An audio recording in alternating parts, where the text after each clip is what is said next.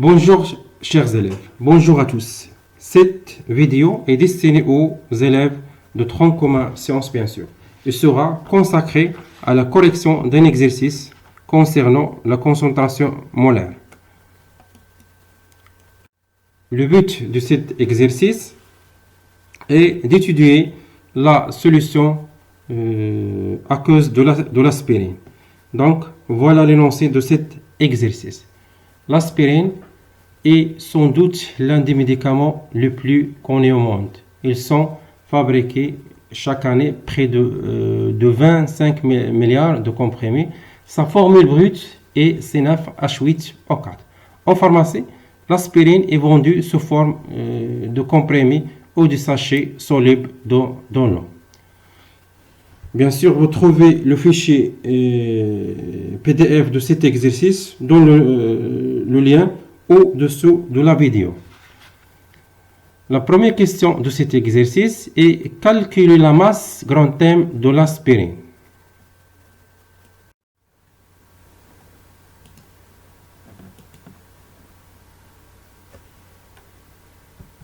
La masse molaire de l'aspirine C9H8O4. Bien sûr, c'est la somme des masses molaires des atomes qui constituent la molécule de l'aspirine. Donc, M de C9H8O4 est égal à 9 fois la masse molaire de carbone, plus 8 la masse molaire de hydrogène, plus 4 la masse molaire d'oxygène. Est égal à l'application numérique 9 fois 12 plus 8 fois 1 plus 4 fois 16 est égal à 180 grammes mol moins 1 bien sûr. N'oubliez pas bien sûr l'unité de la masse molaire, c'est grammes mol moins 1.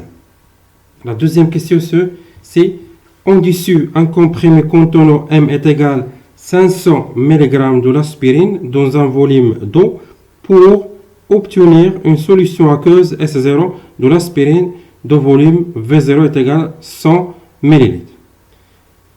Question 2.1. Calculer la quantité de matière N0 de l'aspirine dans un comprimé.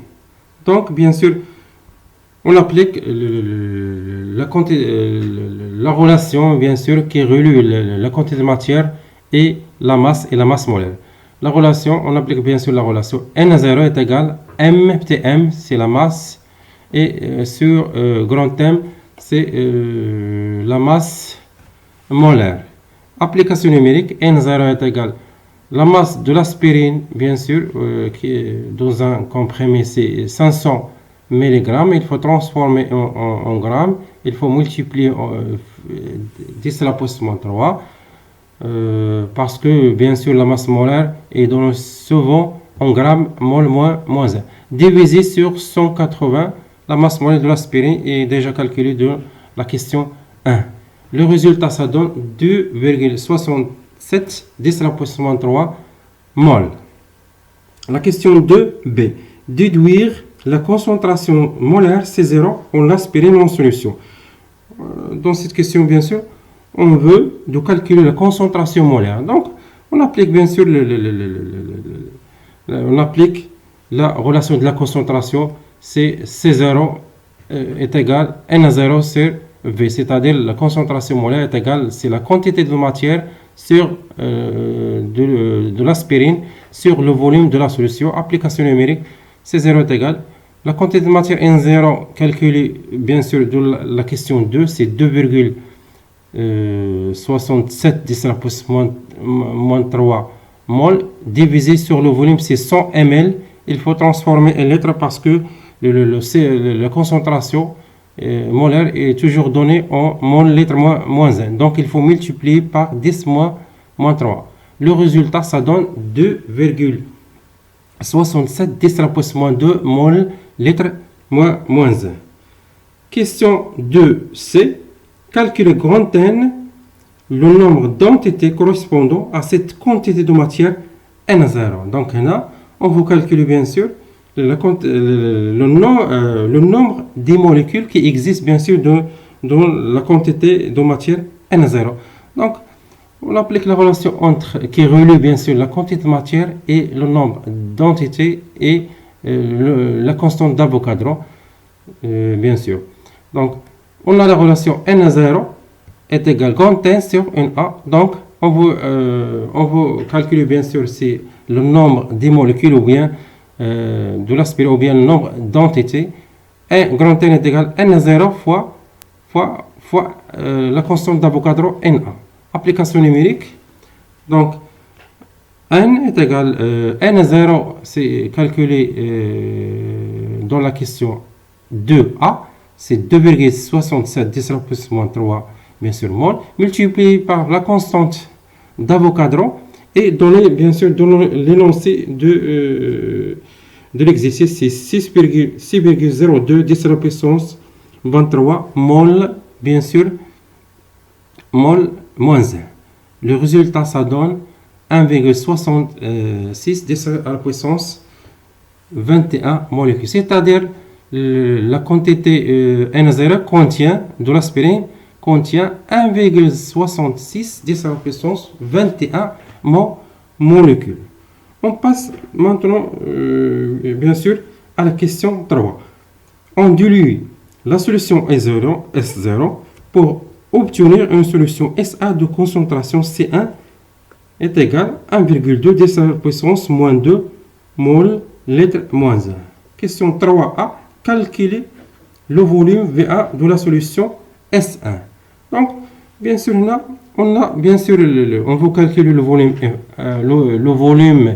V1 de la solution du lieu ou bien de la solution phi. Donc, on a bien sûr la solution mère de concentration C0 et de volume V0. Et on a bien sûr, après la dilution, on obtient une solution phi de concentration C1 et de volume V1. Ainsi que la quantité de matière, bien sûr, ne change pas au cours de la dilution. C'est-à-dire N de mère est égal à N de phi. N c'est CV, donc bien sûr pour calculer V1, et bien sûr, on applique la relation de dilution, c'est C0 fois V0 égale C1 fois V1. On veut quoi? On veut le volume V1.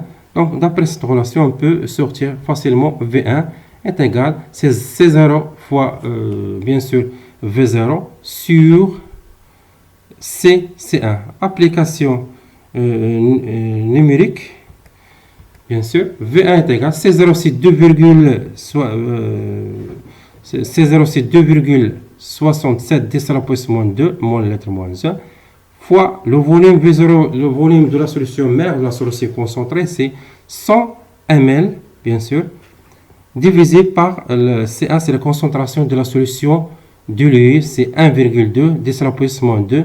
Le résultat, bien sûr, en ml ou bien en millilitres, ça donne 230 millilitres.